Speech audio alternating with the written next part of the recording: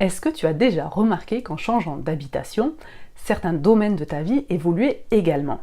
Alors tu vas me dire, mais bien sûr Aurélie, forcément, si je change de région, je vais changer de collègue de travail, je vais changer de patron, je vais changer de cercle d'amis, etc. Alors oui, mais pas que. Parce qu'en fait, notre maison influence grandement notre vie, et cela dans tous les domaines, que ce soit d'un point de vue santé, que ce soit d'un point de vue argent, que ce soit d'un point de vue relations familiales, etc. Il existe plusieurs façons de s'assurer d'avoir un maximum de bénéfices dans ces différents domaines-là, mais une des bases, eh bien, c'est de s'assurer d'avoir une bonne protection autour de sa maison. Et c'est donc ce que je vous emmène découvrir dans cette vidéo aujourd'hui. Nous allons découvrir quelles sont les protections indispensables pour notre maison, quels sont leurs rôles et surtout comment les déterminer. Je suis Aurélie des Tisseuses d'Harmonie et je vous embarque aujourd'hui dans les bases du Feng Shui traditionnel. On y va!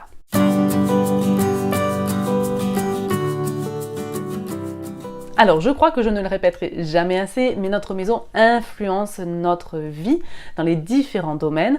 Mais ce qui est important de savoir aussi, c'est que notre maison est elle-même influencée par l'extérieur. Et oui, en fait, il faut toujours reprendre les choses par ordre logique et par ordre d'importance, c'est-à-dire que la nature, qu'on le veuille ou non, restera toujours plus puissante que nous et que notre pauvre petite maison. Donc en fait, notre habitation, elle subit ou elle bénéficie en permanence des influences de cet environnement. Alors je crois que j'en ai parlé plus longuement dans d'autres vidéos, donc je vais pas parler plus longtemps de tout ça, mais tout ça pour dire qu'en fait les Chinois, ils ont bien compris tout ça. Il y a des milliers d'années, ils ont passé beaucoup de temps à observer justement la relation qu'avait l'environnement avec leurs habitations. Ils ont observé les cours d'eau, ils ont observé les formes des montagnes, etc. Et ils en ont déduit que le meilleur endroit pour habiter, l'endroit qui bénéficie le plus d'énergie bénéfique, positive et qui va pouvoir porter tous les domaines de notre vie, tous les aspects de notre vie, eh bien cet endroit idéal s'appelle le nid du dragon. Alors le nid du dragon, Kezako, alors moi j'aime bien l'illustrer de la manière suivante. Le nid du dragon, il faut s'imaginer notre maison, notre habitation, donc notre immeuble, peu importe, je dis maison, mais pour moi ça englobe habitation. Il faut l'imaginer assise dans un gros fauteuil. Alors un gros fauteuil, ça veut dire que derrière notre maison ou notre immeuble, on a un dossier sur lequel elle peut venir se reposer, deux accoudoirs où elle peut également venir s'appuyer, et puis elle a la vue qui est dégagée loin devant elle. Voilà, donc ça c'est ma petite image pour retenir en fait le nid du dragon. Mais après, bien sûr, les Chinois, eux, ils ont donné des noms à ce nid, enfin à cet endroit-là. En fait, en réalité, il se compose de 4 animaux célestes. Et ces 4 animaux célestes, ils s'appellent la tortue noire, le dragon vert, le tigre blanc et le phénix rouge. Alors, ce que je vous propose, c'est qu'on découvre bien déjà comment reconnaître ces différentes protections, savoir quel est leur rôle par rapport aux différents domaines de notre vie. Et ensuite, nous allons voir que se passe-t-il si tu constates que ça manque dans ta maison ou si au contraire c'est peut-être un petit peu en excès. On va voir tout ça, quelle est l'influence que ça peut avoir sur ta vie. Alors, tout d'abord, élément indispensable, il faut que tu aies déterminé la porte d'entrée de ta maison. La réelle porte d'entrée de ton habitation, j'insiste sur ça parce que c'est vraiment très très important. Toute l'analyse se base en fait sur la porte d'entrée. Donc pour les personnes qui n'ont pas vu la vidéo dans laquelle j'explique l'importance de la porte d'entrée et surtout comment déterminer la porte d'entrée, je vous invite à mettre cette vidéo en pause et d'aller à regarder du coup l'autre vidéo parce que sans ça vous allez avoir des informations qui seront erronées.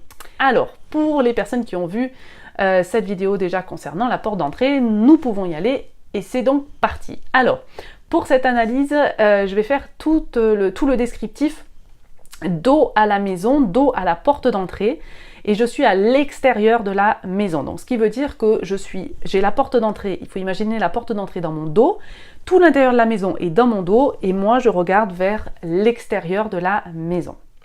Donc pour commencer, nous allons voir la tortue noire. Alors la tortue noire, déjà, quel est son rôle? Eh bien elle est vraiment protectrice de l'harmonie familiale, de la santé.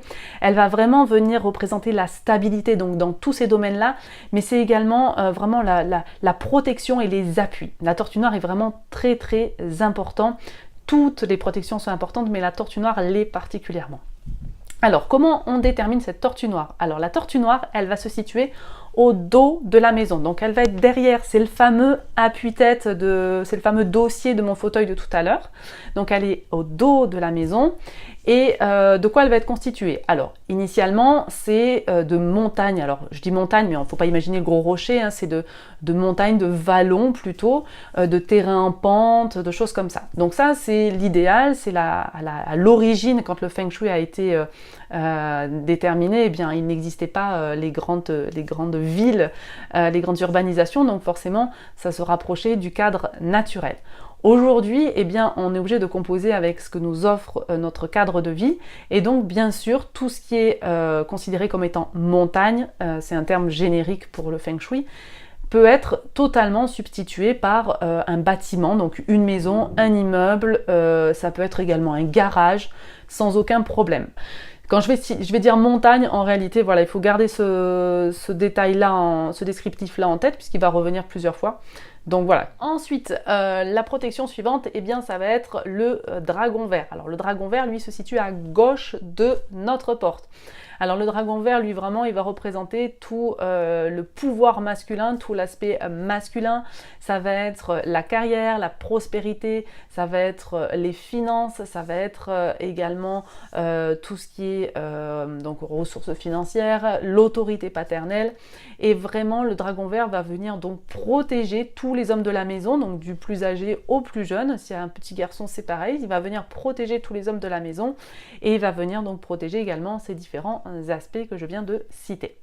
Donc même chose, le dragon vert, il va être constitué d'une montagne, soit une montagne naturelle, soit une montagne artificielle.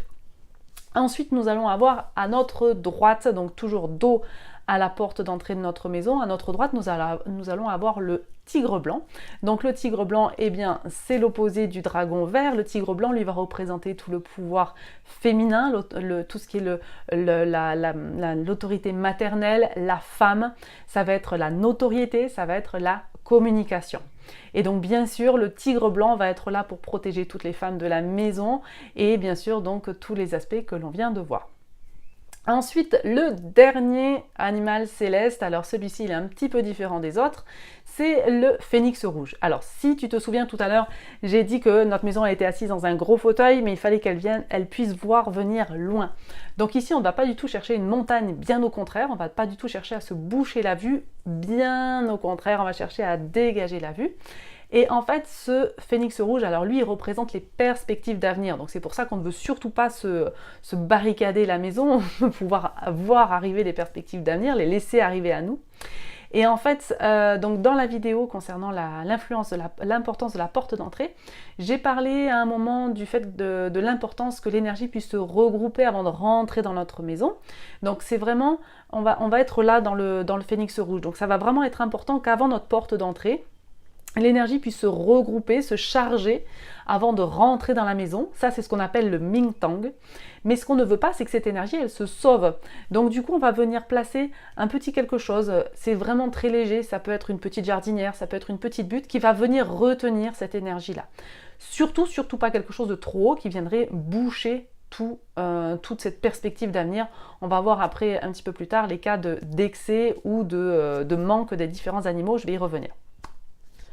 Alors maintenant, la proportion, parce qu'en fait, il existe une proportion idéale pour ces différents animaux. Alors toujours pour imaginer les choses, moi j'aime bien imaginer le podium des champions avec 1, 2, 3. Donc la tortue, eh bien elle, c'est notre gagnante, c'est the winner. Elle est en pole position derrière, elle est sur le haut du podium. Elle est en position 1, c'est elle qui doit être la plus haute par rapport à notre maison. Donc la tortue, on cherche à ce qu'elle soit plus haute que notre maison. Ensuite, le dragon vert, eh bien lui, il arrive en seconde position. Donc notre dragon vert, idéalement, il va être un petit peu plus bas que la tortue noire, mais il sera un peu plus haut que notre tigre blanc qui lui arrivera en troisième position. Donc en fait, par rapport au fauteuil que je vous montrais tout à l'heure, on est un petit peu décalé, c'est-à-dire qu'on a la plus grande protection derrière, une plus petite sur la gauche de l'entrée et une encore plus petite sur la droite de l'entrée. Alors attention, je parle là de proportions idéales. On est vraiment dans la chose parfaite. Alors je préfère être très honnête avec vous, ça arrive, mais c'est assez rare qu'on arrive à être dans les proportions aussi parfaites. Bien sûr, quand on peut complètement choisir notre environnement, qu'on peut implanter notre maison où est-ce qu'on veut, etc., c'est bien sûr possible, mais ça reste difficile d'être dans des proportions exactes. Alors, si c'est des petits décalages, il n'y a aucun problème. En fait, ça va très très peu influencer. Là où on va commencer à constater qu'il y a une grosse influence dans notre vie, c'est si ces éléments-là sont en excès ou si par exemple ils manquent complètement. Donc c'est vraiment justement dans les excès, c'est-à-dire soit beaucoup trop, soit pas du tout, qu'on va pouvoir vraiment ressentir les différentes répercussions, je cherchais mon mot, pardon, sur les différents aspects de notre vie. Et c'est donc ce que l'on va voir maintenant. Alors, tu vas voir que finalement, c'est entre guillemets assez simple. Finalement, on a vu quel était le rôle de chacun des animaux. Et donc, un excès, ça amène trop de cette chose-là, et un manque, ça supprime cette chose-là. Finalement, c'est assez simple, c'est comme ça que ça fonctionne. Donc, concernant la tortue noire, en excès, ça va être des conflits, des ruptures, on va rompre l'harmonie familiale, ça va être des responsabilités qui pèsent beaucoup. À l'inverse, si elle manque, ça va être une instabilité familiale, ça va être une santé fragile, ça va être des difficultés à conserver ses biens, ça va être un manque de soutien dans ses différents projets et des difficultés à saisir à prendre des bonnes décisions dans notre vie. Ensuite, concernant le dragon vert, donc lui, on a vu que ça représentait tout ce qui était le pouvoir masculin. Et donc le dragon vert, lui, il va venir, s'il est en excès, eh bien on va avoir un homme qui va être plutôt dominateur et on va avoir également une pression qui est due au travail, qui est due à l'argent et donc forcément cela va générer du stress.